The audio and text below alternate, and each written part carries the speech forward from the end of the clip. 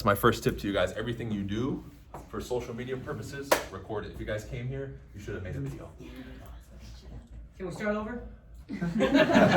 Introduction. Right? So after, take pictures with people, shoot video. When you're leaving here, shoot a video and give, this is my experience. If you guys do any video as an example, and I'm telling you to do this, and you put my name in it, you're gonna get views. Because I'm searched a lot on Google search, right? You know, you have categories on social media, like on YouTube. I would say my third highest viewership besides like browse and recommended is search, which means people are searching my name.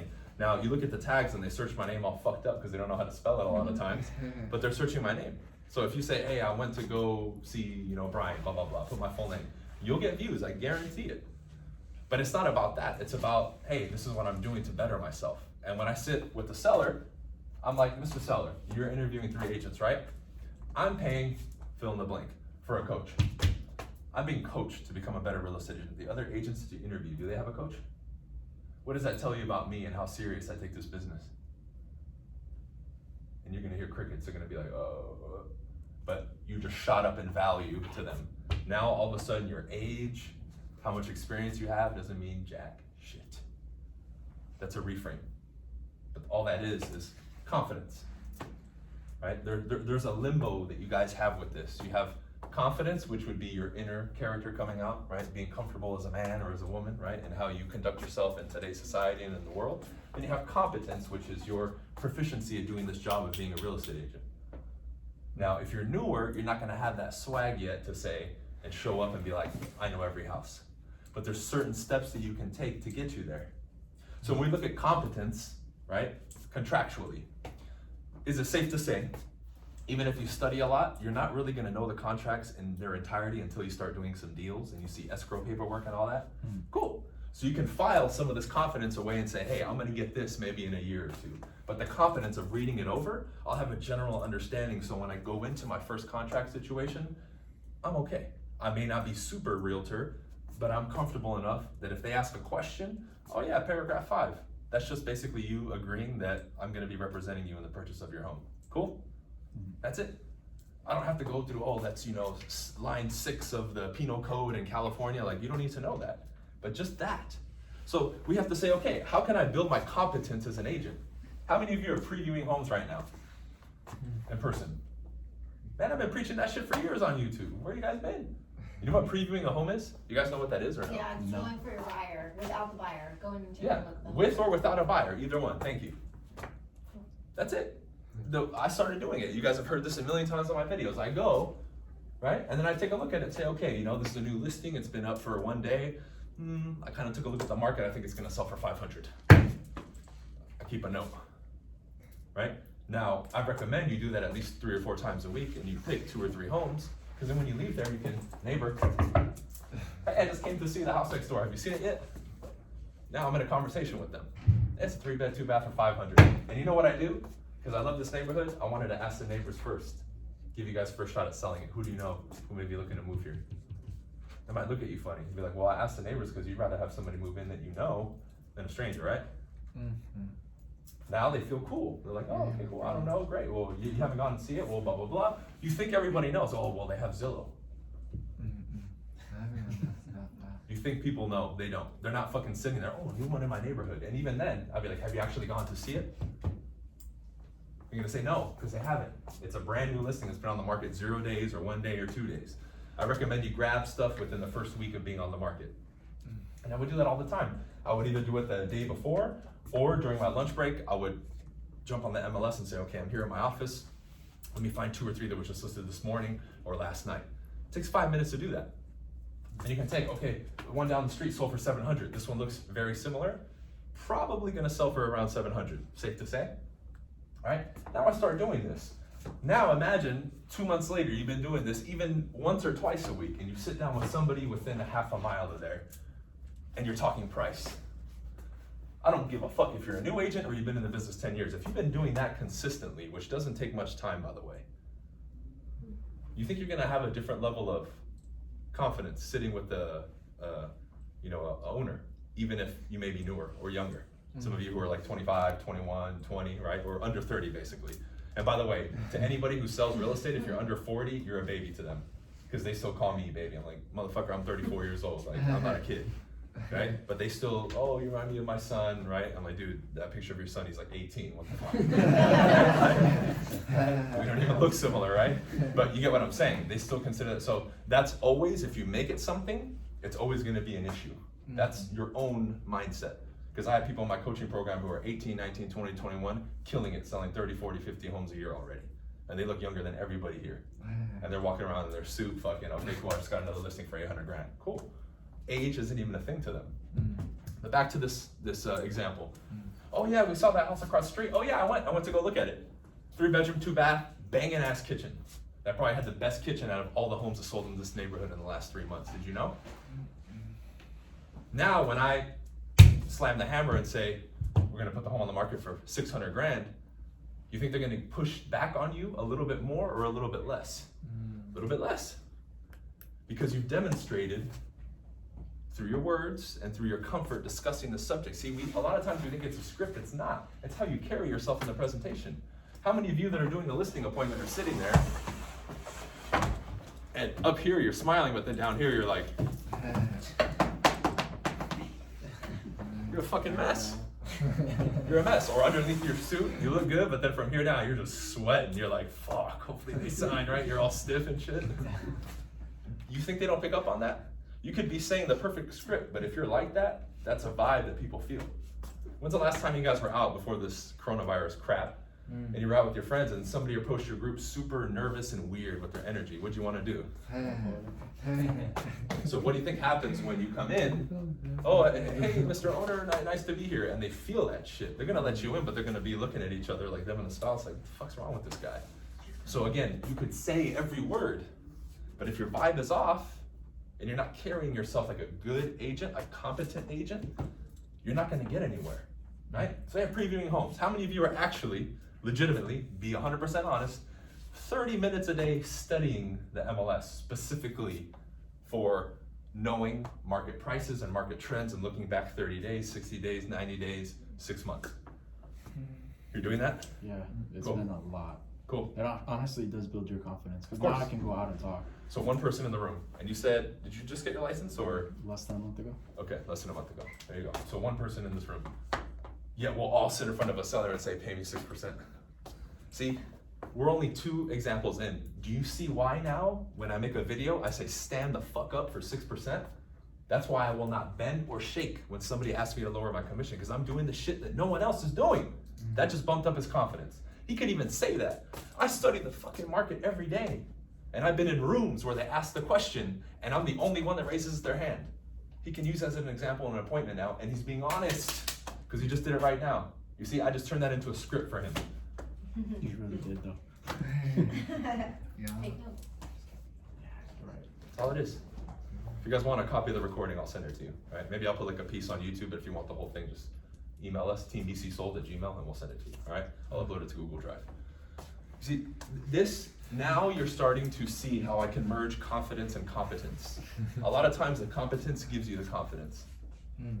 Right? I've knocked on fucking tens of thousands of doors. I made tens of thousands, if not probably hundreds of thousands of phone calls too. So I have a level of authority, not when I meet with somebody, there's a certain conviction behind what I'm saying because I've done it. Like, oh, every agent says they call and knock. Oh, really? How much? See, I'm gonna challenge if they say that to me. I'm not just gonna be like, oh my God, they said everybody knocks and calls. Shit, I gotta say something else.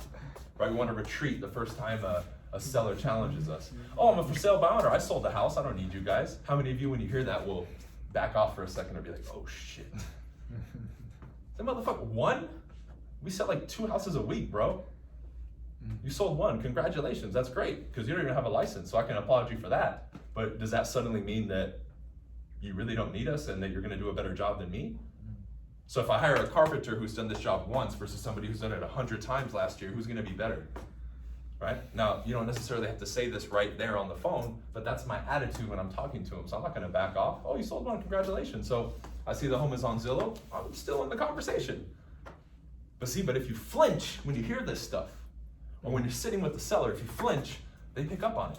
And now they're not going to do business with you, or now you're fighting an uphill battle, right? So you brought up getting out of your comfort zone, right? Every single one of you coming here in regards to lead generation or many other things, you have something that is like right there that you want to do. Maybe you guys want to post something on Facebook that you know is going to ruffle people's feathers in your family, and you're not doing it. You're like hovering over posts, and you're like, delete, right?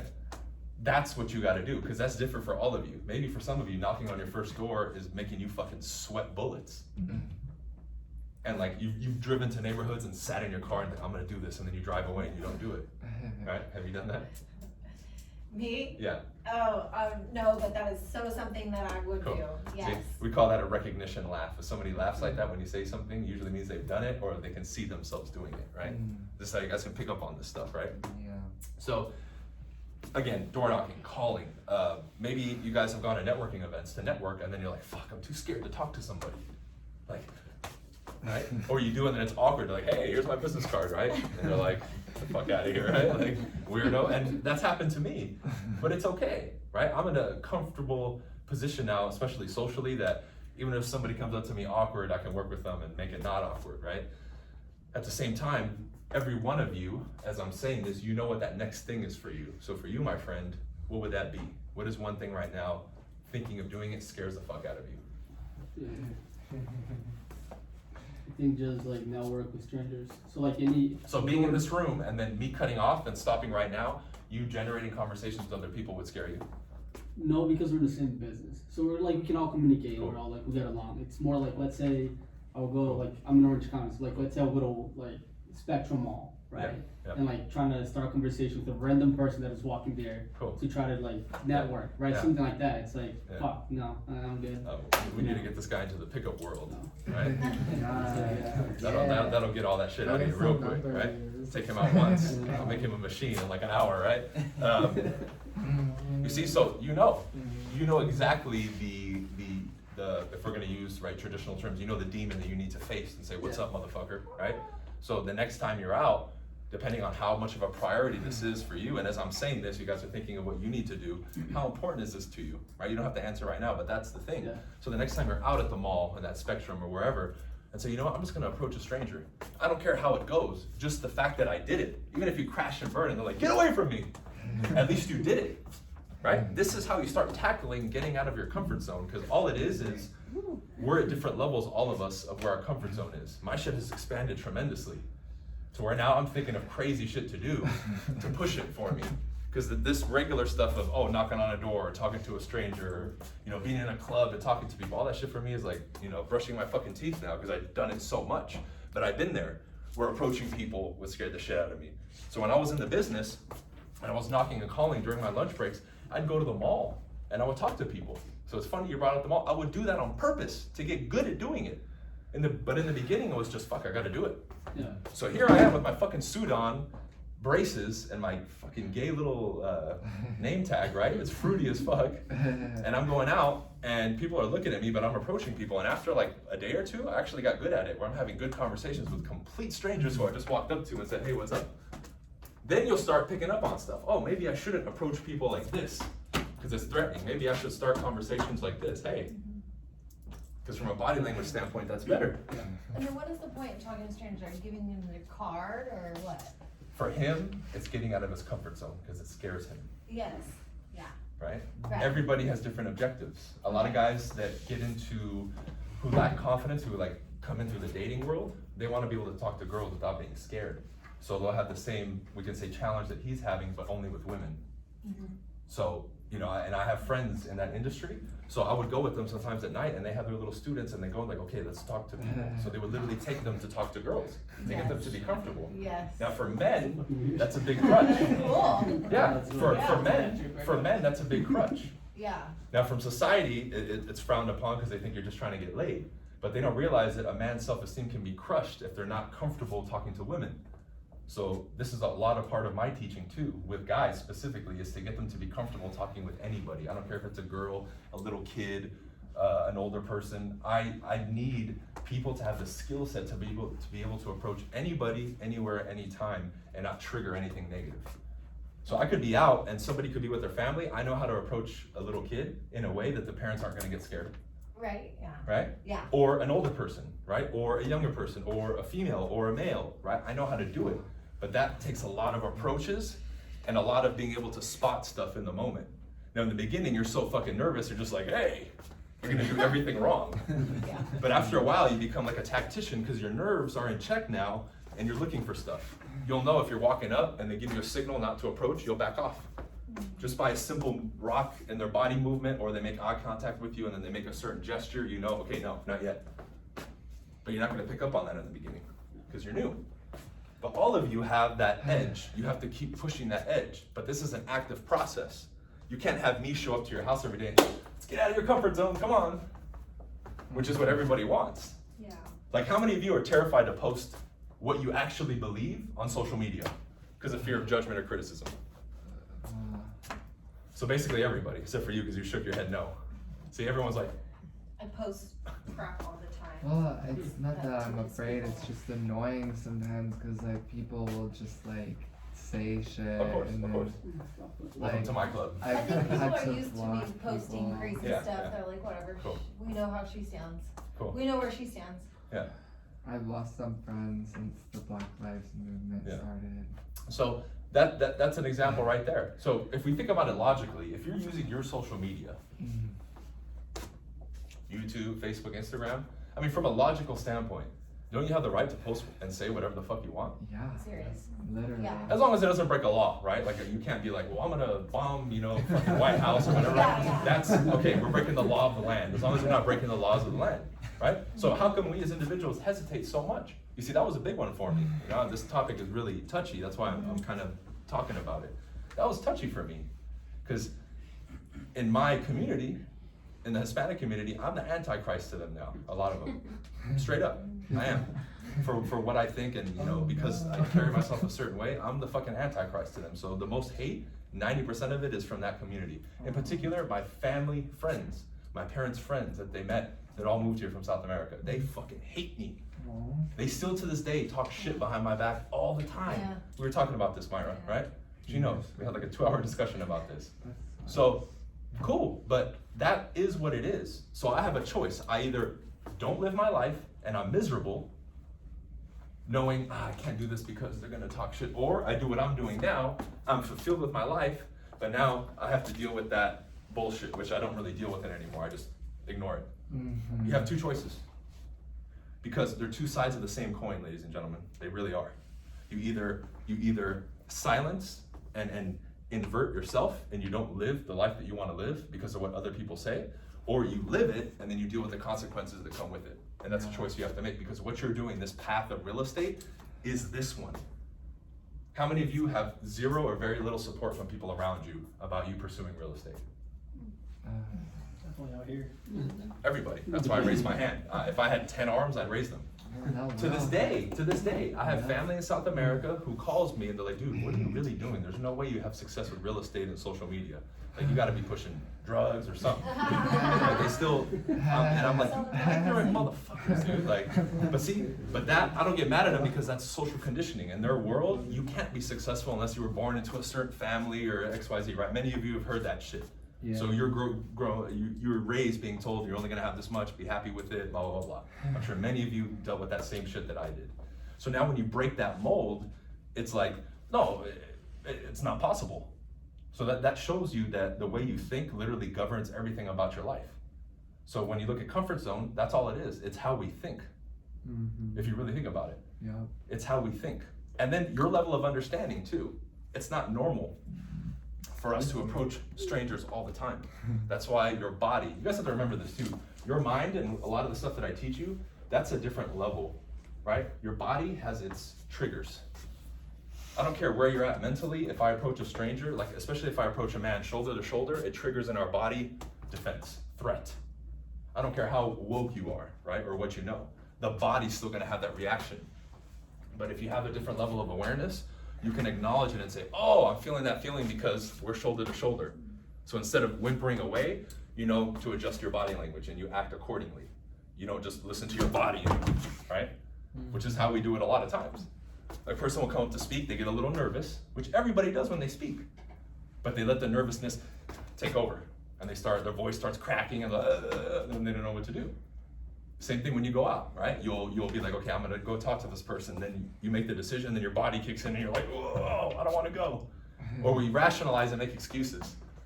right? Ah, well, they look busy. I don't want to talk to them. Ah, I'm gonna bug them, right? Right? See, like that's 100%, dude. yeah, of course. So, because I've been there, dude. Anything I talk about, I've been there and dealt with it to the fucking 10 millionth degree. I just have a different level of understanding of it and experience with it. So when I said I'm nervous to approach people, I made thousands and thousands of approaches. Every environment, door knocking, cold calling. I would go out to like clubs and bars and lounges and approach people, everybody, men, women, everybody. I would leave that bitch knowing everybody. Straight up. To where people are like, dude, are you like a manager? Do you work here? Because I'm talking to everybody, right? And I'm like, wait, do I work here? Like, I'm confused. Like, what the fuck? See, but when you break out of it, you're like, dude, now I can walk in and say, okay, I don't want to talk to anybody, but at least I'm in a position of choice. I'm not making it as an excuse or a crutch. I don't want to talk to anybody, but really I'm too chicken shit to talk to people. Big difference there, right? So that's the one you got to tackle, bro, because all the growth that you want is there. That's where you're gonna grow when you start doing that regularly. And it could start with one person a day, but at least you're making progress. And that's one of the biggest ways for you guys to fuel your fulfillment as a human being, is to tackle the challenges that you have on a daily basis and know that you're doing it when you go to sleep at night. You're like, oh man, I've been talking to one person a day for a week. Let's bump it up to like 3 a day, right? Now it becomes a game, now you're progressing, now you feel better. And suddenly you're gonna work harder, you're gonna feel more motivated. All the shit that you guys are dealing with, that underlying thing is that. That's the root of it, and that's how you fix it. What's up? No, just, I don't know if I can add on to you. Absolutely, yeah, go for it. Because, I mean, I'm from New York City, so what I did to overcome that, I mean, because now I feel like I can talk to anybody, was I took advantage of my situation. So I used to be a messenger. So I would literally, I got that job so I could go talk to every single type of person. I could talk to the janitor, I could talk to CEO, I could talk to anyone. And I would just talk and talk and talk until eventually it was just like, I'm not scared to talk to anybody, whether you're famous or not. Like, you're the same, you know? So take advantage of that. If you have a job, let's say you work at retail, perfect situation. I had an H&M job at 1.2. I talked to every single person from any country, and they would just be like, what's wrong with you? I'm just like, dude, I'm just here to help you out, just here to talk to you. Then that will happen, and then we question ourselves.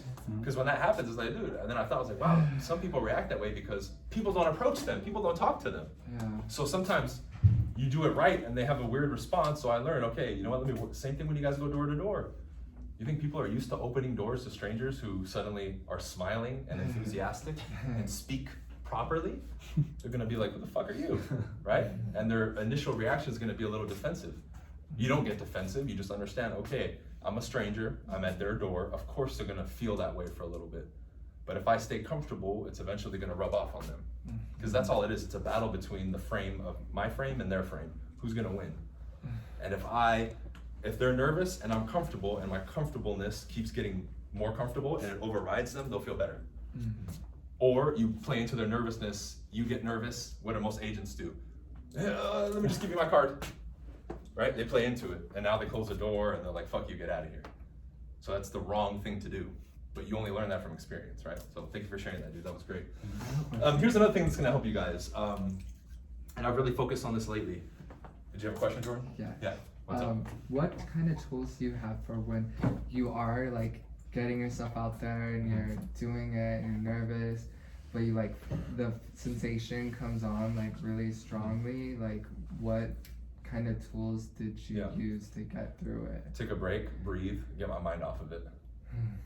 Our, life here in America especially, or just nowadays, is so, we don't utilize what we have, right? So if you guys have ever done like yoga or anything like that, they focus a lot on the breath.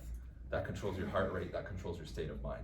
So if you notice, when you feel certain emotions and you get hyped up, pay attention next time to see how your physiology changes. Your heart will beat faster, right? Yeah. You might start sweating a little bit. Your breath will still be short, but it'll be quicker. That's the stuff you have to hijack and control. Yeah. What's up, Angela? That's what you gotta focus on. So become aware of that and bring that down back to normal. Yeah. This is normal. Whatever fluctuates from this, I need to bring it back to this. Yeah, because now- before I was now- sober, now I would just you're use controlling the drugs machine. and alcohol to get through it. Of course. And I had to do it in like my underwear, like fly to the beach for a bar, But I just got really drunk and talked to everyone. But now that I'm not drinking, A little tougher. yeah, I have to breathe through it. It's Of course. harder. You'll be alright, man. You'll get it. So, when you guys are talking to people, I wrote logic over everything because we let our own emotions get in the way, or somebody gives you a response based on emotion, and we don't tackle it. Case in point, you'll call people and they'll tell you the market sucks. Real estate sucks right now, the market's bad, or blah, blah, blah. Is that true? No. But then how come we stop, opening up the conversation or getting to the bottom of it? So when I hear that, I'm like, what do you mean? Market sucks, really? How so? Now, how many of us get stuck right there and we're like, oh shit, what do I say? Oh, well, okay, here's my card, bye. That's not the right thing to do. Why are we in a position now where we're the expert? Because when you show up to somebody's door, you call them and you're a realtor or whatever the fuck you're selling, you're in the position of authority. You have the product. You sell the service. Why do we suddenly have this breakdown, right? Does that happen to any of you at all? Where like you're calling and then you're met with like one objection, or somebody brings up this thing that's maybe not true, but you buy into it and you back off, like the for sale by owners. Does that happen to you where you at least get shooken up a little bit, right? Yeah. See, we have to explore that through conversation. Conversation fixes it. So I have people saying, well, I don't need a realtor. We could just use the online services. Really? Okay. So do you have personal experience with them? I say no. 99% of them say no. Great, so how did you come to that conclusion? By the way, if you're ever talking to people and you're saying something that you think might sting them because it's too direct, smile. You're an asshole. See how it's different versus, hey, you're an asshole, right? Big difference, because then now at the very least your mind's like, wait, is this guy fucking with me? You're not mad, right? So that takes a sting. If you guys are gonna say something direct, smile, right? It's very simple. Now I do that on the phone too, and you would think, well, they can't see your smile, but it comes off in the tone of your voice when you say it. Also, if you're calling, make sure you guys are standing. I wouldn't sit. You can expand your diaphragm more in your voice, right? And then you can move your hands, and it's a little different versus just sitting here and making calls, right? So, do any of you feel like you need lines or scripts in that case to open up the conversation? Because, we'll go through it a little bit right now. All I'm doing is, my mind is, I want to figure out how you came to that conclusion. They tell you the market sucks, or I'm just going to use Zillow, or Redfin, blah, blah, blah. I'm going to use a discount broker. That happens to me all the time, Yeah. even in conversations that aren't about real estate. Like people, like when you have a difference of opinion, Of course. I always like Yeah. freeze up. Of course. Now, instead of like most people, no, this is the right thing. Like for sale by owners will tell me when I talk to them, they're like, man, like you're not an asshole. Everyone else has been an asshole. Because I'm like, well, what are they telling you? They're like, oh, how dare you go for sale by owner? Like you're an idiot, right? But that's how those conversations you were just talking about end up. Oh, it's my opinion. Well, fuck you, and I know better, right? Start fighting. Which is like society today, right? I think this, you think that. Well, go fuck yourself, right? Yeah. And it's very confrontational, right? But now we can talk about that at a different time why that is, right? But if you get in the mind state of, well, I just want to find out how they came to that conclusion, and you forget about the sale for a second, even though we're still on the sale. Now, if the person is open to talk to you and they're serious, like we're calling an expired or for sale by owner or somebody who may have an interest in real estate, that conversation is going to open up. Now, this may be off script, but it's simple because I'm just asking questions to find out how did you come up with that thought process. So, for the sake of the example, we've had a lot of conversations, David. What are some things you guys maybe you're hearing, right? Whether written online about real estate or that you're hearing verbally from people maybe more than once, that maybe is leaving you stuck a little bit, or that you would like some more ammunition to talk to them about? Anything. Could be about the market, could be about agents, could be about companies. Is there anything you guys are hearing? One thing that I hear a lot from people investing, that have friends that they always say, oh, there's gonna be a market crash, so it's a good time to wait. The market's crashing, so we just gotta wait for the prices to drop. Yeah. Oh man, I'd be like, you know what? I'm glad you brought that up. I've been licensed since 2013, sir. And do you know how many times I've heard that? Let's say, whatever. What do you think they would say if I said that? Two, 3 times. I've been literally hearing it every month or 2 or 3 months since I got licensed in 7 years, right? By the way, were you around investing back in 2008 when the market crashed? No. Okay, well, I actually, and now you guys can reference me, right, and say Bryan did this, right, or the person that I followed did this, or somebody that I learned from said this.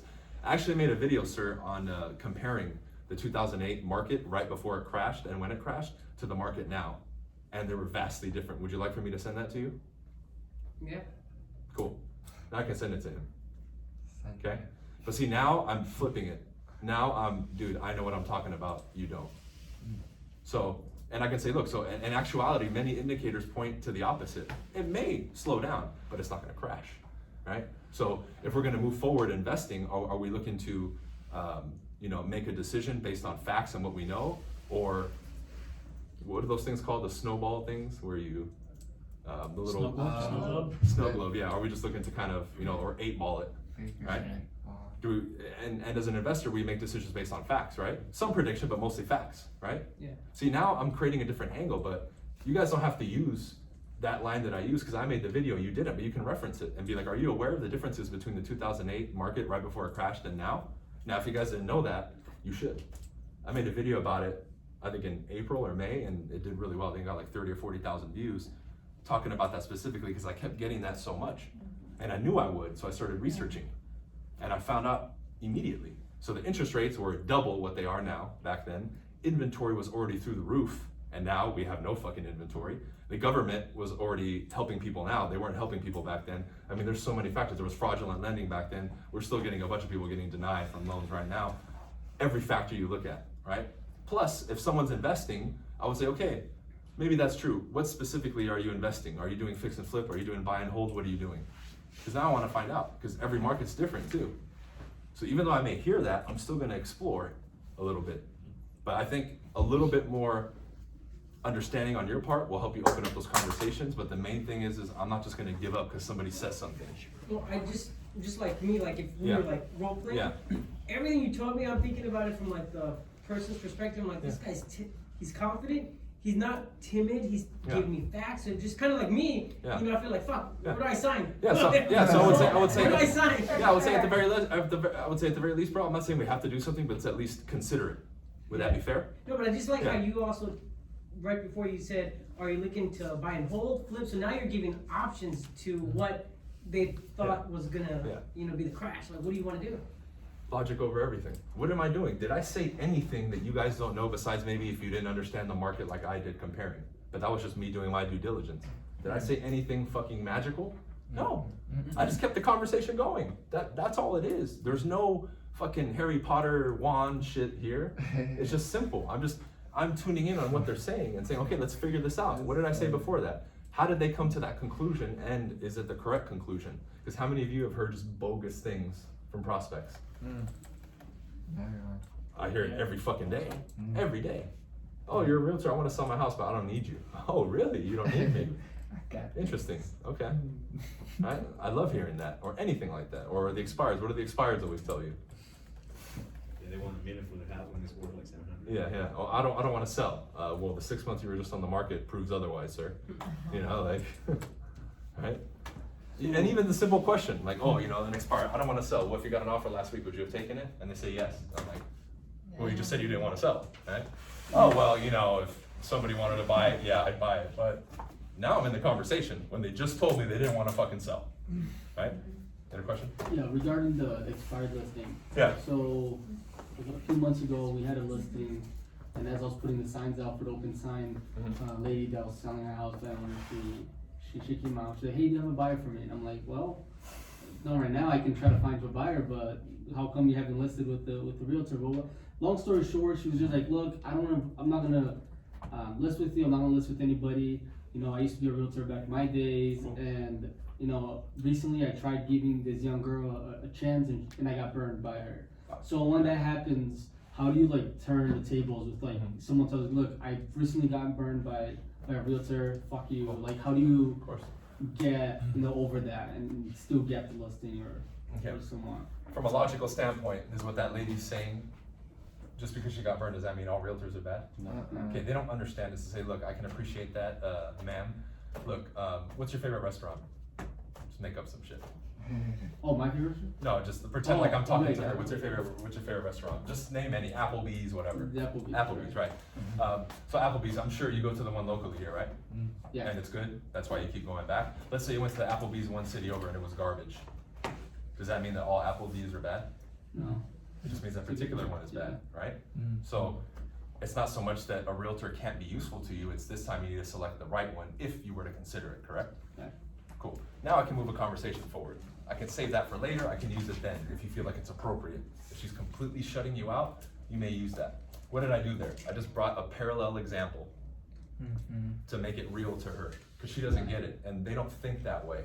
But to me, if I'm originating that communication with like a for sale by owner, and I wanna help them, my job is to help them through my words and what I do to get them to get what I have here, right? But I have to understand that the person that I'm talking to has zero idea what I know in regards to real estate. Now, a cool thing that she brought up, she told me she was a realtor back in the day, I would have opened up that conversation. Yeah. Oh, when's the last time you were licensed, right? And she'll probably tell you 20 years ago, 15 years ago, even if it was 10 years ago. You could be like, wow, so now that you're on that side, you're not on this side. Being an agent and the professionalism, right? The systems and everything has changed a lot in the last 10 or 15 years, right? Have you become aware of that? Of all the changes that have happened just in the last 5 or 10 years alone? Things are done way differently now, right? That might be an angle for you to get in, right? But there's, remember, for sale by owner specifically, you have to massage them, dude. It's very rare that I just call a FISBO, boom, get the appointment and go take the listing. That's like 1 in a million, dude. Yeah. I get like 1 of those a year, maybe every year and a half. Most of them require multiple calls. So opening up the conversation is good. I'd ask questions about the house. Is it free and clear? What are your holding costs every month, right? How long do you think you're gonna go for sale by owner before you'll even consider giving somebody else a shot? What would you have to know from a realtor to know that they're the right one? Gotcha. And yeah, I mean, I could bring somebody by, sure. Is there a particular reason aside from getting burned that you decided to go FISBO? Or is it just because you were in the business before and you got burned? Were those the only 2 things, or was it something else? I see now, yeah. again, I'm giving you shit that you can say to her. Yeah. Great. You know, let's say she said, I sold, last time I had my license was like 15, 20 years ago. Well, are you aware of how the internet has changed things, right? Well, you had your license back then. You knew even way, way back that you had to take your listing to a particular office for it to sell, remember? That was back in like the 80s and 90s. It's not like that anymore. I have people selling my listings here that are coming from 10 cities over, an hour away. The game has changed completely, right? Has anybody explained that to you? See, now I'm giving her game on what's going on, but I'm not gonna give up. I love the emotional ones. Those are the easiest ones to convert. Yeah. Those are the easiest ones to convert, if they're motivated. Some people are just pissed and they're not motivated, it'll go nowhere. But I love that, because I get mad with them. I'm like, you're right, agents are garbage. I work with these motherfuckers every day. They're horrible. And sometimes I have a straight shooter that cusses, I'll cuss right with them. I'll be like, I hear you, bro. They're a disaster, most of them. You're right. You have every reason to be pissed off. I am too, and I have to work with them. It's even worse. Yeah. See, now they're gonna level with me and talk to me, so, but that's the next level once you guys get comfortable with your scripts, is mirroring and matching people. If I get a New Yorker who's talking like this, then I'm gonna fucking talk like this too, like it just comes out. You know what I'm saying? And then, yeah, right? Hey, how you doing, chief? Like it just comes out sometimes, and I laugh, and so do these guys. But it really, you have to mold yourself to the person you're talking to. That's even more important than saying the right things. But no matter what you guys hear, flip it. If you guys are hearing somebody who's emotional and it's throwing you off, I get excited when I hear somebody emotional, because I'm like, this person really wanted to sell. And I'll even say, it sounds like you really wanted to sell, huh? Mrs. For sale by owner, do you feel you deserve a sold sign in the front of your house? Ask her that. Especially if you're talking to her and it's going pretty good, but she's kind of brushing you away, hit him with something like that. Do you feel like you deserve a sold sign in the front of your house? Well, no shit, she's gonna say yes, right? Like, that's an obvious yes, but it's a good one to throw in there. Great, well, I'm confident that we can help you. You got burned, I get it. And unfortunately, every 2 years, 90% of people in the business fail out. Did you know that? It's gone up since you were in the business. But there's still a few of us who can actually get the job done, and I'm confident we can get it done. When are you available to meet for 15 minutes? Today at 5 or tomorrow at 6? Cool. And I'm okay with her saying no. Great, you know what, cool, let's stay in touch. If I have somebody here at the open house, I'll send them by, I'll tell them to check yours out. How long are you gonna be open here today? 2 hours? Okay, cool, perfect. I'll send them by if anybody seems interested. Fair? The number you have here, is that your cell? Is that the best number to reach you at? Cool, I'm gonna shoot you a text right now so you have my information. Then I'll go back to my open house, I'll shoot a video at the open house and send it to her, right? And send it to her, because that's different. Everyone will call or text. Very few people are gonna send a video. Yeah. And if I get a buyer who's gonna go, I'll even do a video with the buyer. Hey, Sandy, this is Joe. He's gonna go over to your house right now. He just came to my open house. Send it to him. Right? We gotta start really thinking. I offered to do that. What would it take for you to send them to the open house? You know they're not gonna fucking buy our house. Yeah. If she does, what is she gonna have to do? She's gonna have to go run to get an agent. She doesn't know what she's doing. Contracts. Since I've got in the business 7 years ago, they've changed a ton. So if she got in the business 15, 20, 30 years ago, the contracts are probably completely different. And she doesn't have access to them. What are you gonna do, write a contract on a fucking napkin? You know? Cool, you know, you were in the business 20 years ago, you're still working with all your vendors? You're still working with the title rep you're working with? See, I could throw jokes like that because she was in the business, Yeah. right? How about your escrow? Are they still operating, right? This little stuff that you can say, and it's kind of funny, because then if she says no, she'll realize like, oh shit, yeah, I'm not prepared for this, you know? Disclosures, do you have a copy of the disclosures? You know how they've changed in the last 20 years? Tremendously, right? Because even when I've gotten in the business, some of the disclosures have changed, like lead-based paint, that disclosure changed a lot, right? Even since I've been in the business, she probably doesn't even know about that. So sometimes when I'm with these FISBOs or people that are kind of that do-it-yourself type, every once in a while I'll throw little tidbits like that, just for them to realize they really don't know what they're doing, right? But it's slow. It's not, you don't know what you're doing. What are you gonna do for this? What are you gonna do for that? That's too confrontational. You kind of have to limbo with them a little bit and then pepper that stuff in from time to time. Cool. Let's see, okay. There's a lot of stuff that I wrote here. I think, what time is it? Autofocus. God damn, it's already been 40 minutes. Shit. All right. We said logic over everything. So did those dialogues help you guys a little bit, right? It's not rocket science. It's just, he brought it up, confidence for sure. That's the most important thing, because I could be saying absolute garbage and it would work if you say it confidently. That's how fucked up this world is. That if you do shit with confidence, it works. How many jackasses do you know who are selling homes who are terrible as agents, but because they walk with a little bit of swag, more than the next guy, they're getting business. And you're like, that fucking idiot's getting business? Yeah. He can't even spell his own name, right? And you're like, fuck. But when they meet with people, they say garbage, but they say it confidently, and people are just like, oh, okay, yeah, I'll go with it. People want to be led. You need to understand that as a salesman. If they're coming to you, they want to be led. You need to take control, man. I mean, this applies to everything in life, but you really got to take control. Especially for the dudes in here. You really gotta step it up. You really have to be like, okay, let's go. Go ahead and sign here. I'm gonna take a tour of the house. Like, everything is assumptive about what you do. There's no hesitation. Well, would you like to hire me? Maybe? None of that. It's just, and that will fuel you, with the example of approaching people, more than anything. To walk out and be like, I got a fucking listing, no problem. A lot of it, guys, is your attitude and how you carry yourself. Because if we look at it from the outside, if I go door knock looking like this with tattoos exposed, you guys would think, oh, no one's gonna open the door for you. Watch them fly the fuck open. And the moment I start talking to them, they're gonna, oh yeah. Because it's this and what I say, it's not this. We're too caught up in this, right? You're too caught up in your body instead of how you carry yourself and your vibe, right? I'll ask anybody here, would you rather be around people who are dressed sharp, supposedly, right, wearing fancy shit, or people who have great fucking vibes? Answers itself. Or be a combination of both. Especially for the dudes, dress sharp, smell good, show up, have good vibes. Now you're the complete fucking package regardless of what age you are. All that stuff supersedes age or lack of qualifications and all that shit. The moment I was about 6 months in the business, a year in, where I kind of hit my groove, where my confidence was getting up, I stopped getting asked how long I was in the business. If they asked after the transaction.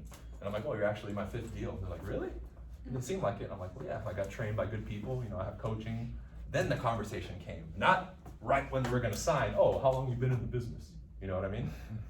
So a lot of that, the feedback you're gonna get is a reflection of how, you know, you're carrying yourself and how you're going about it. So if I'm talking about the market after previewing homes and all that, you're not gonna get asked, what's your expertise or how long you've been in the business, because you know what you're talking about. You can spin that too, at least in my experience. Like, I had a situation with that, and I was like, hey, well, I would argue that I have the most up-to-date practice because I just went through school. Yeah. Like you were talking about how everything changes, you know? Absolutely. So it's like, hey, I just learned everything from scratch. I know everything up to code, up to date. Yeah. Or do you want one of these dinosaurs who's been in the business for 40 years who still will put your home in the newspaper? Right? Reframe, absolutely. So anything that you guys are bringing to me as a disadvantage, I can turn into an advantage. Easy, no problem. What are some other things, before we move on to the next thing, what are some other things that hold you guys back in this business? Well, I just want to add on because honestly, that's what happened the other day. I had someone who had been working with someone who's a lot older. They're like, yeah, you went on 2 weeks vacation. I was like, listen, here's what we're gonna do, and I didn't even ask him if you want to come with me. I'm like, we're gonna set up a meeting. I'm gonna call you on Tuesday, and then I'm gonna make sure you have these documents. If you have them, if not, I'm gonna call you on Thursday. On Tuesday, I called. He didn't have them. I'm like, you know what? I'll call you on Thursday. We're gonna set up an appointment. Called him on Thursday. I secured it. He was like, yeah, sure. You know what? You seem to be really on it. You don't even ask me if I want to do this. You seem like you know what you're doing. And I was like, yeah, sure. You're my first deal. He was like, dang, dude, like you're on it. I'm like, yeah, that's it. There you go. Yeah. I don't want you to feel like I'm singling you out. You just brought up a really good. You brought up a really good point that is that waypoint for a lot of people. To where like you have to tackle that, especially the talking to strangers. If you can get over that, bro, to where it doesn't make you nervous or stop you, you'll be an unstoppable force in and outside of real estate, right? Because we can, like the whole assumptiveness thing, I mean, you can see that anywhere, right? Like for the ladies in here, do you guys love it when a guy's undecisive and not confident? I don't know. No. Of course, it's disgusting to them, right? You could be the best looking dude and rich, and that will turn them off, and they'll be like, fuck this guy, right? Like, it's ridiculous. That is extremely important. The same thing is in sales. You have to lead, just like he said. Okay, I'm gonna go over at 12, when are you available? I got 5 open tomorrow, or tomorrow at 6, which is better? It's not, oh, hey, would you like to meet with me maybe? Would it be okay, please, if I could get your number? Yeah. Right? Like, they're like, fuck you, get out of here, right? It's the same thing, it's the same thing, right? So, I want you guys to think universally with this shit. Because yeah, we're learning in the context of real estate, but it's so openly applicable to everything else. And then I wrote simplicity because, you know, in today's day and age, you know, I'm doing videos. There's probably a million motherfuckers who are experts now doing videos. You guys really have to zoom in and narrow down, you know, 2, 3, 4 things that you're gonna do and just master that. So if you're gonna make calls and go door to door and like do open houses, just focus on that. Forget all this other shit, right? I know people are doing seminars on how to do this and blah, blah, blah. Most of it is bullshit. And all it's gonna do is fill your mind with a million things, and you're gonna be a jack of all trades and master of none. When I started, it was door knocking, cold calling, right? Approaching people during like my lunch break and like 1 or 2 nights a week, and that's it. And then reading and everything was focused around that. And within a year or two, I'd already created so much separation between me and everybody else. I was like, these people aren't gonna catch me because I just focused on this, right? And you'll get so good at that and comfortable. Like, dude, if you approach 3 people a day for the next month, you'll be a different man 30 days from now, I guarantee you. You will look back and be like, fuck, I recommend you shoot a video today, commit to doing that, and then shoot another video in 30 days and just watch even how you carry yourself on camera will be different. Big time. Like, so that's kind of interesting, right? Like, I'm constantly like making stories on my Instagram, whatever, and like I have no problem holding a camera. I have no problem talking to people. I'm very outgoing, I'm very easy to talk to. It's always that initiation. Of course. And it's like the awkwardness of like that going up and starting that conversation. Is it only with girls or is it with everybody? Everybody, doesn't Everybody, matter. yeah. It can be a girl, a guy, it doesn't matter who it is. Yeah. And that's normal, bro. That's normal. Like I said, you know, for approaching strangers, it's always, because the mind is wired for survival and it's trying to protect you from being rejected or feeling a negative emotion. And because it computes, your mind computes so fast, the possibility of feeling a bad emotion, it wants to stop you from doing it. And a lot of people get that same feeling before they knock on a door or they make a call. It's the same thing, like, right, they freeze up. But if you understand that, it's easier to get through it, but you gotta just do it. I have a question. I don't have a problem talking to people or even starting random conversations. Yeah. What? Well, you're a woman, it's different. Yeah, I guess it would be. For guys, it's a tougher thing. For a woman, it's completely different, right? They may feel, you know, threatened like by a guy's size or something, but the actual conversation, there's no problem, right? Is all success in real estate? Well, I mean, yeah, but like a girl, like most, like example, let's say she just approaches somebody, most people are gonna be open to the conversation. Most people, right? So, did you have a question? Just like, am I supposed to like kind of integrate like the real estate aspect? Like, oh, by the way, here's my card. Well, when am I picking? Great question. When we have conversations with people, the moment somebody even remotely starts taking any interest in you, and I don't mean necessarily romantic, but just as a person, eventually it comes out what you do for work, right? Yeah. Of course. So you don't have to worry about that. People are so like, okay, when do I pull out my card? You know, like, like they're like, okay, it's there, right? Like, sure. right? it's good. I would say just focus on having a good conversation and finding out about people within a couple minutes. Oh, so what do you do? You seem really cool. Like, what do you do for a living? Like, that's gonna come out. Yeah. Right? I let them initiate that. Yeah. Right? Then they'll start asking you, oh, like, you know, where are you from? What's your name? After you've connected a little bit. So that organically, I believe, comes out of conversation Right. if you just start talking to people. Okay. Right? I have a question. Yeah. So, do you go into? I know we spend a lot of time talking about like mirroring and matching people, learning Yeah. people, and approaching them. Like, and to me, that's a large part. Like, you're analyzing the person, right? But do you still go into every situation as if it's like brand new?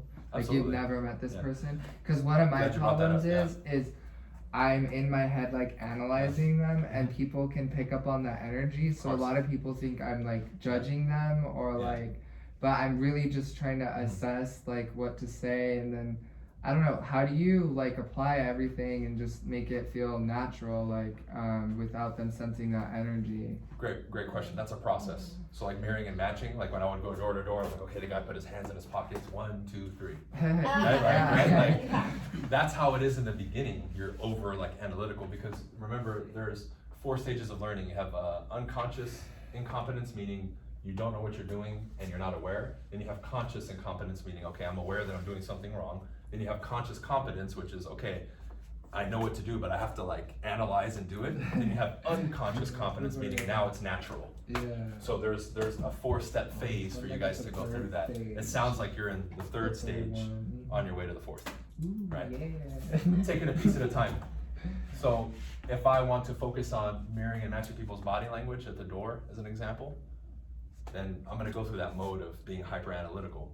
But after I do that for a while, it's gonna start coming naturally. Like even right? with calls, because like Yeah. a lot of times when you watch sales videos, they're like, oh, you have to focus on the intention of like your thoughts when you're calling, and you're gonna get the sale, you're gonna get this, and you have to be like thinking about it while you're on the phone with them, and like, so I sometimes find myself obsessing about that, and I'm like, oh, I thought the wrong thing, so they're not gonna Yeah, sell. right. They can read my mind, Right. and, like, and then I get Yeah. all crazy, and yeah. Can I answer your, I had the same problem a long time ago. I think I've gotten over this over the years. Being a DJ, networking, getting out there. When you have your own personal selfish interest, not saying selfish like, but when you're, let's say you're going to a girl and you're thinking, oh, I have to say the right things, like, oh, I have to, I'm gonna take her home tonight. Like if I don't, and that's when you start getting jittery because you're not talking to her as a person. You're generally not interested.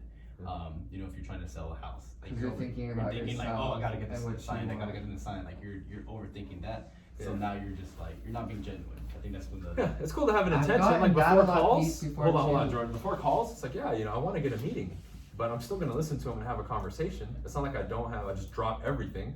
You may do that in the beginning if you find yourself too attached to things. But when I make a call and we do a session, obviously the goal is to get leads and get appointments. Right. So I'm gonna keep that in mind, but I'm not gonna obsess about it to where, well, if this person's not ready, I'm gonna fucking force them into it. You get what I'm saying? So it's there, but it doesn't consume you. Just like, Yeah. if you're gonna make 100 calls, you're like, okay. Because people can pick up on Yeah. that too. Exactly. And I've been getting that a lot lately. Yeah. This guy the other day told me I'm the most ingenuine person he knows.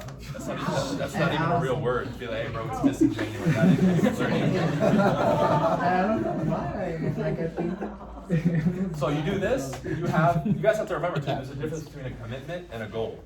So 100 calls, let's say my goal is, okay, well, I want 1 appointment for my 100 calls. That's my goal. It's not like, you need to be an appointment, okay, sign, meet with me. But that's a goal. Versus a commitment is, I'm gonna make 100 calls. Right. I'm gonna approach 100 people. My goal is to, I don't know, let's say I'm out at a club, okay, maybe I'd like to get 1 phone number. That's the goal, but it's not like phone number, right? Yeah. Right? It's not. Right. Where we have to make a clear distinction there between a goal and a commitment. So your commitment is to make the calls. Your goal is the desired outcome. Remember, desired outcome.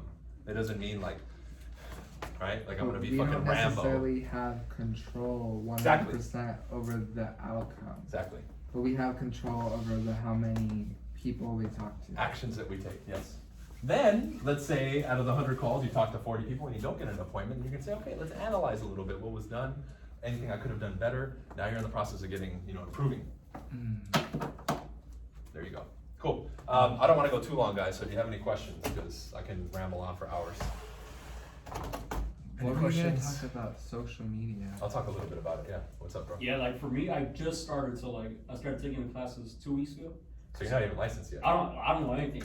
So I'm like, Well, you know something, bro, come on. yeah, I'm just, my question is, what do you think I should start practicing on now? So by the time I get my license, I got a notepad, and what should I, just. Role-playing scenarios.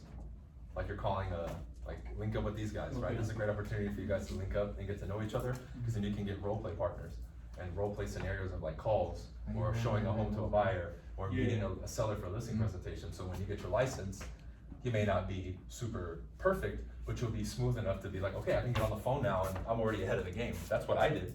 So when I started, I wasn't super good, but I already gotten over that hurdle of, oh my God, what am I gonna say? I was already better than the average new person getting in because I had practiced so much. I would record myself doing presentations and calls and critique it, give it to the guy, my broker, be like, hey, critique this for me, even if it takes you 2 weeks. Cool. You know? Yeah. I'll be like, okay, let me do a listing presentation in front of the whole office. We'd have 70 people there and I'm doing Oh my it, God. right? And I fucked up a lot, but Yeah. it was in front of 70 people. Now when I had my first listing appointment with this sweet old lady that I listed, I was like, man, this is easy, dude. And I'm just, it's like super slow motion versus when you have 70 people watching you, you're like, fuck, right? So I would say simulate, run a simulation of real life scenarios. Fuck all the other stuff, because everyone on YouTube is like, they don't even have their license yet. They're like, oh, what's a good closing gift to get a client? I'm like, motherfucker, you don't even have your license yet. Like, what do you think? Yeah. Right? So they're trying to make this master plan with a bunch of, insignificant shit. The moment you get your client in escrow, then you can be like, okay, what's a good closing gift? I have 3 weeks to figure it out, right? So I would just focus on the job and what you're gonna do. And if you get good, with the dialogues, bro, you'll already be, ahead of the game. And you can probably get a deal within your first couple weeks. Yeah. Yeah. Dude, I need a deal right now. Like yesterday. Right now. That's I spent the a lot of time with Keller Williams, Keller Williams Whittier, and oh my God, I'm like, dude, I wasted my whole year. Like, they had no training. I hate to complain, here I am, bashing. You're not supposed to bash people, but I'm gonna let loose. I was just spent a whole year, and every time I went into the office, it felt like they were presentation vendors to me, and I'm looking at their awards. They didn't talk about any scripts. They didn't talk about any cold calling, no listing presentations, nothing. I was there a whole year, and I was even active, going to their stuff and everything, wasting my time. Welcome to real estate. Dang it, man. You get free lunch, right? Why do you think I made my own shit? This is my own Right? environment, I do my own thing, because the standard in the industry is so fucking piss poor. The most of the stuff that I've gotten about scripts and cold calling was from your Instagram. I got more from your Instagram than I did at Keller Williams ever. Isn't that sad, guys? Yeah.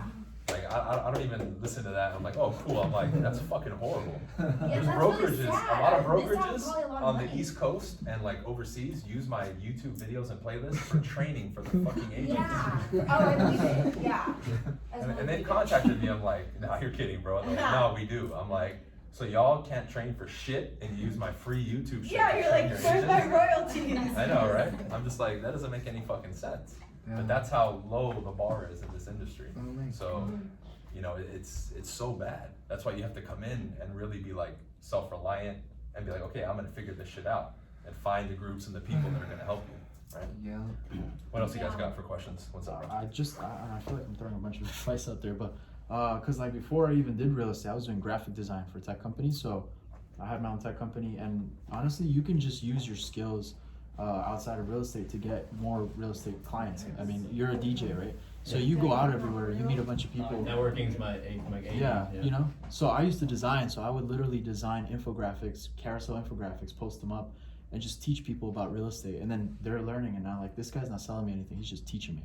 And then that's how they would come to me. And I think that's what helped me with my clients. So if you guys have a skill or a niche,